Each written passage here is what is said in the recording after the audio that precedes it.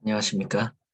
2021년 메디컬 체크 사업 담당자 이승준 물리치료사입니다. 얼굴을 마주하고서 사업 설명회를 진행했으면 더욱더 좋았을 텐데, 코로나 때문에 많은 분들을 모셔놓고 진행함에도 어려움이 있고, 또 초내 훈련을 하고 계신 분들도 있고, 그래서 이런 코로나 시대에 이미 좀 익숙해져 버린 이 줌 회의를 통해서 영상으로나마 여러분들께 인사드릴 수 있어서 참 다행으로 생각합니다. 네. 진행을 한번 해보겠습니다. 네, 올해는 좀 과거에 진행했던 사업에서 부족했던 부분을 좀 더 개선할 수 있는 방법으로 구성해 보았습니다. 그래서 2021년 메디컬 체크 사업은 저희가 직접적으로 체육회에서 진행을 하는 사업입니다. 또 검사 항목을 선수들이 원하는 부위를 선택을 해서 검사를 하고, 또 주사 처치가 필요하다면 주사 치료까지도 지원할 예정에 있습니다. 그리고 올해도 스포츠과학과 지원 대상자를 대상으로 진행을 하는데, 희망자를 받아서 지원할 예정에 있습니다. 그리고 과거에 있었던 불만 중에 하나가 과학지원팀에서도 검사를 하고, 또 메디컬 체크에서도 또 동일한 검사를 한다고 하여 이제 번거롭고 불편하다는 얘기를 들었습니다. 그래서 전년도에는 체력 검사나 영양 검사, 심리 검사 등 의학 외적 검사가 다수 포진되어 있었는데, 올해는 의학 관련 검사만 수행합니다. 이 관련 검사는 뒤에서 자세히 설명을 드릴 예정에 있고요. 그리고 재활 프로그램은 비대면으로서 작년에도 코로나가 좀 있었기 때문에 비전문, 그리고 또 의료 전문가는 좀 아니었죠. 그래서 올해는 물리치료사가, 의료 면허가 있는 물리치료사가 직접 1대1로 지원해 드릴 예정에 있습니다.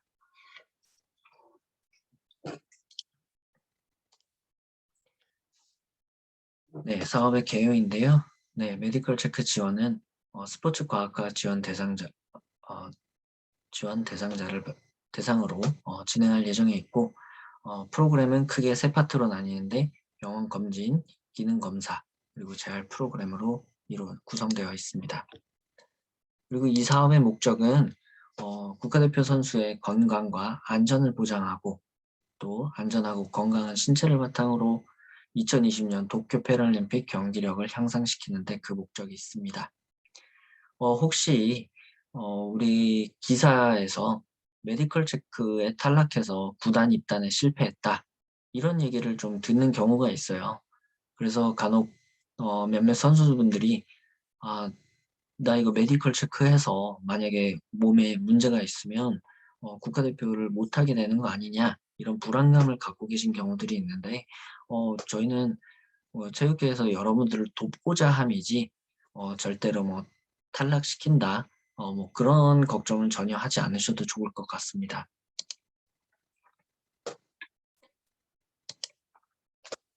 네, 그래서 검진을 시작하게 되면 먼저 통증에 관련된 설문조사를 시작으로 병원 검진, 그리고 기능 검사를 하게 됩니다. 세부 내용은 다음에 바로 설명해 드리도록 하겠습니다. 네, 먼저 설문조사를 하게 되는데, 이 설문조사의 목적은 병원 검사하기 전에 충분한 시간을 갖고서 문제점이 뭔지 기록을 하는 거예요. 그래서 현장에서 이 의사를 이렇게 딱 만났을 때 깜빡하고 잊고 놓치는 부분이 없도록 미리 설문조사를 기록하는 거라고 생각을 해주시면 되겠습니다. 그래서 설문조사 내용은 다음과 같은데, 질병과 관련된 검사, 그리고 부상 관련된 검사, 그리고 큰 문제가 있는지 없는지 어떤 경험, 그리고 상태, 약을 먹고 있는 부분, 이런 부분들을 빠르게 예, 아니요로 검사할 수 있는 방식의 설문조사입니다. 그래서 이 설문지는 여러 논문이나 교과서를 문헌고찰을 통해서 제가 정리하고 고안한 설문지로서 네, 요거는 이제 기록된 것을 의사 선생님한테도 제공을 하고 저희 이제 스포츠 의학팀에서도 선수들 관리를 위해서 잘 보관을 해놓고 있을 예정입니다.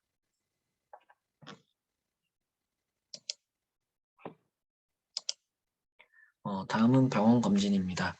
설문 작성을 하게 되면 병원 검진을 하러 가게 되는데 검진병원은 경기도 광주시에 위치한 SRC 병원에서 실시하게 됩니다.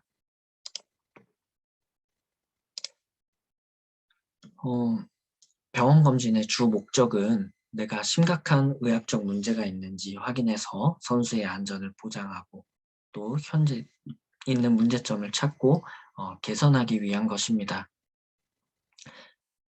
그래서 크게 이제 의사 진료가 있고 밑에 심전도와 심장 초음파는 그 심장을 검사하는 것이고, 그리고 혈액 검사는 뒤에서 또 말씀드릴 건데 내가 체온을 조절할 수 있는 문제점이 있는지 그런 부분들을 검사하는데 의학적인 검사는 이렇게 크게 두 가지가 있습니다. 또 마지막으로 근골격계 검사는 모두 다 알고 있기 때문에 문제가 있는 부분을 이제 미리 사전에 체크한다는 목적 하는 것이라고 보시면 되겠습니다. 그래서 과거에 이런 검사들을 왜 하는지 모르겠다라고 설명하시는 분들이 말씀하신 분들이 있어서 좀 필요성에 대해서 설명을 드리고자 합니다. 이 선수는 지브릴 시세라고 하는 프랑스의 국가대표 축구 선수인데 네, 그 공격수예요. 근데 이 선수가 주력이 엄청 빨라서 총알탄 사나이라는 별명을 또 갖고 있었는데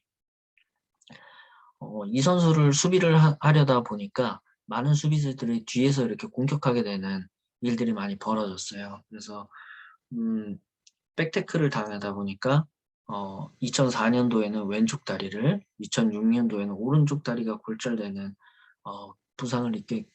큰 부상을 입게 됩니다. 그래서 여러분들이 많이 알고 있다시피 축구 경기에서는 백태클을 하게 되면 그 한 선수를 레드카드를 받게 됩니다.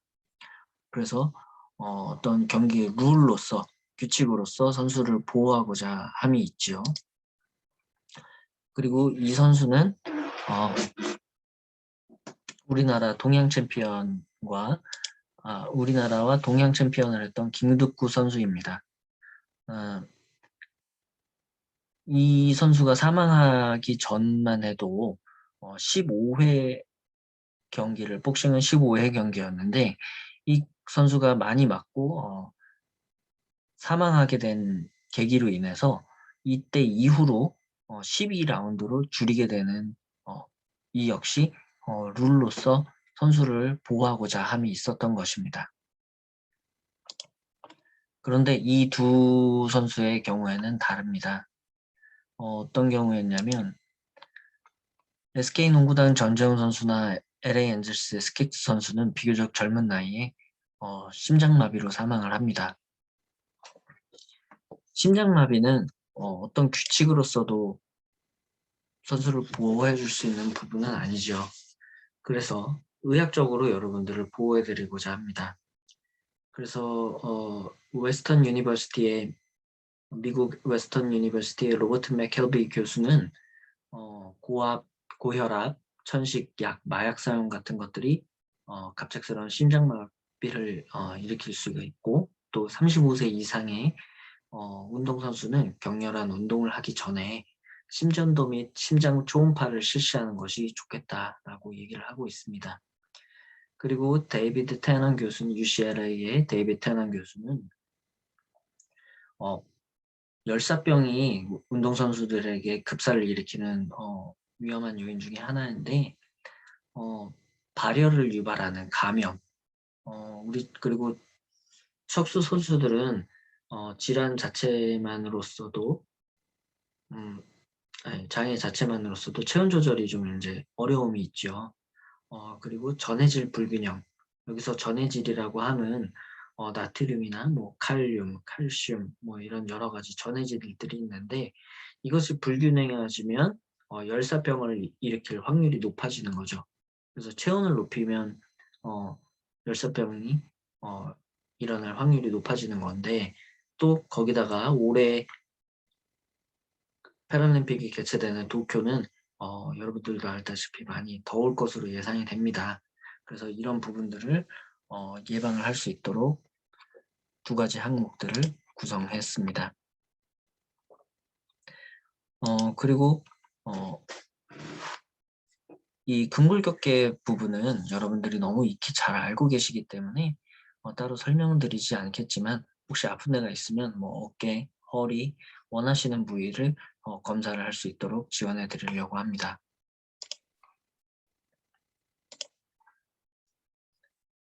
네, 여기까지는 병원에서 검사를 하거나 치료를 할 수 있는 어떤 과정이 되겠고요. 기능검사는 훈련원에 돌아와서 실시하게 될 것입니다.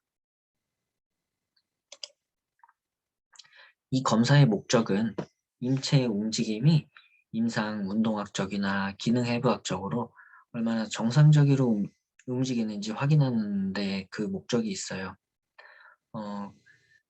그래서 이런 검사들을 실시하는데 가능한 과학팀이나 이런 데랑 겹치지 않도록, 만약에 동일한 검사가 있다고 한다면 한 번만 진행을 할 거예요. 관절 가동 범위가 이미 과학팀에서 검사를 했을 수도 있는데, 만약에 이제 의학적으로 어깨가 아픈 부분이 있다면 어깨 부분만 좀 별도로 측정을 할 수는 있습니다. 그러나 전반적으로 봤을 때 동일한 여러분들을 불편하게 하지 않도록 하기 위해서 많이 협의를 했고요.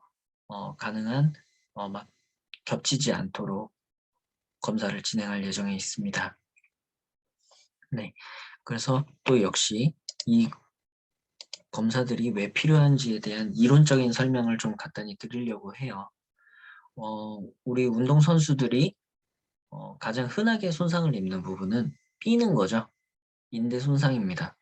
그래서 인대를 손상당하게 되면 관절과 관절 사이에 연결되는 인대가 끊어지게 되면 이렇게 헐렁헐렁하게 되겠죠. 네, 그래서 관절이 당연히 불안하게 됩니다. 그리고 아프니까 휴식을 하거나 움직이지 않게 고정을 시켜 놓죠. 그러면 고유 수용성 감각이 결손됩니다. 고유 수용 감각이 뭐냐 하면 우리가 어깨를 한번 90도 들어보세요 라고 하면은 이렇게 90도 올릴 수 있죠. 네, 그리고 팔꿈치를 90도 구부려 보세요 하면은 눈을 감고도 90도를 이렇게 구부릴 수 있어요. 네, 이런 감각들을 고유 수용성 감각이라고 해요.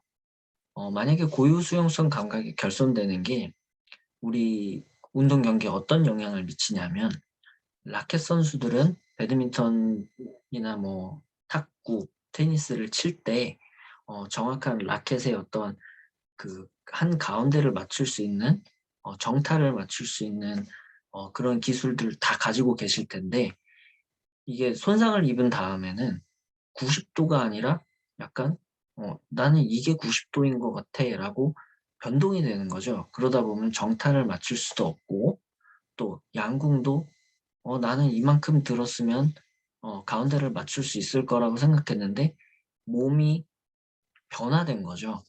네, 그렇다 보면 우리 신체가 움직일 때는 팔을 들어 올릴 때만 해도 여기 화살표가 총 5개의 근육이 사용되는 것처럼 나오지만, 실제로는 더 많은 근육들이 팔 하나를 들이기 위해서 많이 조절이 되는데, 신경과 근육의 조절이 동시다발적 혹은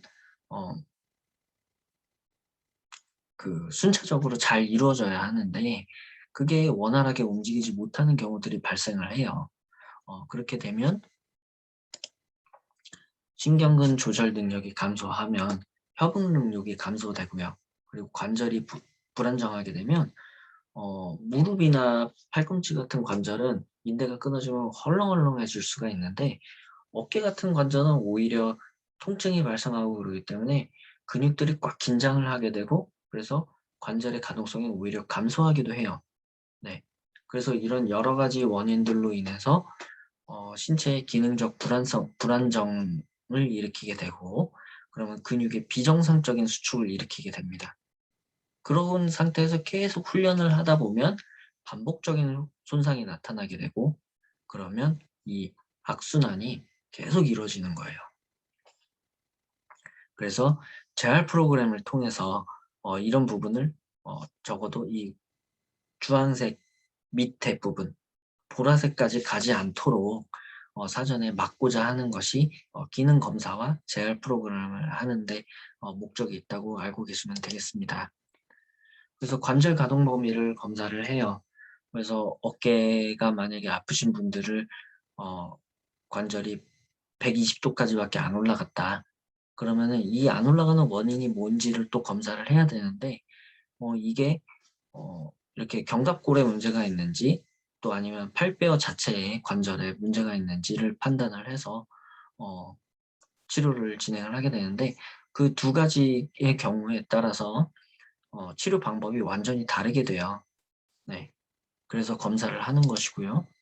또 자세가 이렇게 불균형하게 되면 다친 것과 유사하게 근육이 제 역할을 하지 못하고 삐뚤어진 근육을 사용을 하게 되죠.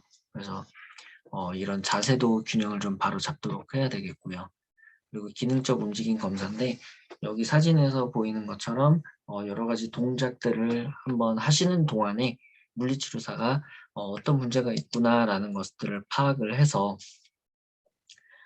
관절 자체에 문제가 있어서 관절 가동 범위가 감소했는지, 혹은 관절 주변에, 특히 어깨 같은 쪽에서 많이 나타나는 부분인데 근육이 잘 짧아져서 가동성이 안 나오는 것인지, 혹은 코어나 어깨 근육들의 안정성에 타이밍이나 그런 것들이 잘 나타나지 않아서 어깨를 올릴 때 부드럽게 이렇게 팔을 올려야 되는데 막 어깨를 이렇게 으쓱하면서 팔을 올린다든지 이런 보상작용이 나타나면 비효율적이고 근육이 충분히 일을 할 수가 없는 거예요.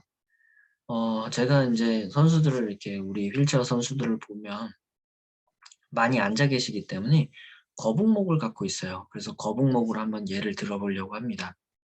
거북목은 목이 옆에서 보았을 때 이렇게 머리가 좀 앞으로 나와 있는 것을 거북목이라고 하죠. 많이 알고 계실 거예요. 근데 이렇게 머리가 앞으로 나오면 이 무게를 앞으로 떨어지지 않게 하기 위해서 이 상부 승모근이 계속 이렇게 머리를 붙들고 있게 됩니다. 그러면 원래는 상부 승모근은 머리를 붙들고 있는 아이가 아니에요. 팔을 들어 올리거나 목에서 일을 한다면 목을 이렇게 회전시키는 일을 하는 근육이거든요. 근데 이 목이 앞으로 떨어지는 것을 계속 붙들고 있기 위해서 근육이 한 30%의 근력을 목을 붙들고 있는 데 쓰게 됩니다.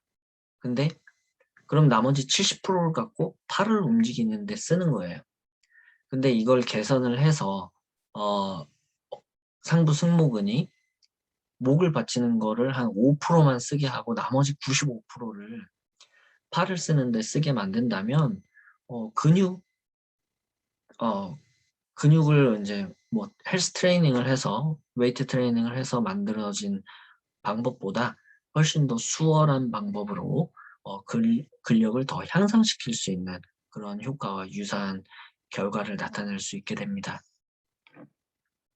그래서 재활 프로그램을 진행을 하는 거고요. 네, 그래서 이런 검사들을 진행을 할 예정입니다.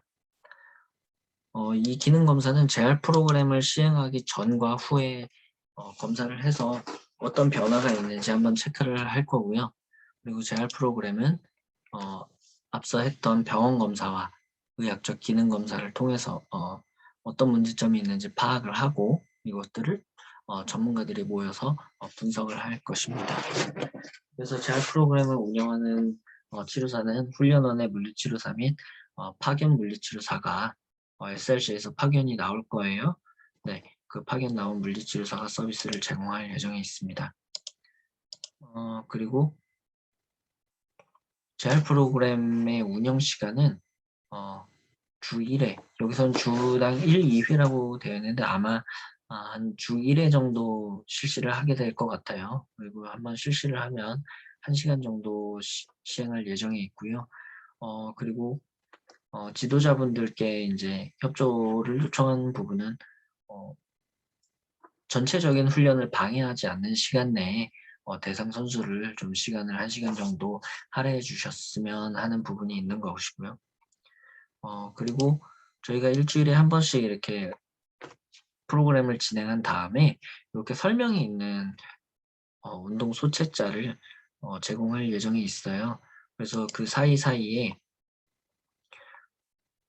여기 설명되어 있는 부분을 운동을 하시고, 그리고 대부분 이제 나눠드리면 잘 안 하시는 경우가 많은데, 그래서 저희가 숙제를 내드릴 거예요. 여기서 한번 요 운동을 시행하고 난 다음엔 월, 화, 수, 목, 금, 토, 일 여기다가 체크를 하실 수 있도록 네, 이렇게 진행을 하시다 보면 아까 말씀드렸듯이 웨이트 트레이닝을 하지 않아도 된다는 건 아니에요. 그렇게 오해하시는 분들은 없겠죠. 네. 물론 웨이트 트레이닝도 해서 근본적인 근력을 강화시키는 것도 중요하지만 효율적인 근육의 움직임을 바탕으로 더 기능을 향상시킬 수 있다라는 것이 이 메디컬 체크의 재활 프로그램이라는 것을 알아주셨으면 좋겠습니다. 네, 이상으로 사업설명회는 마치겠고요. 혹시 더 궁금하신 사항이 있으면 저희 스포츠의학팀 이승준 블리츠사에게 연락을 주시면 되겠고요.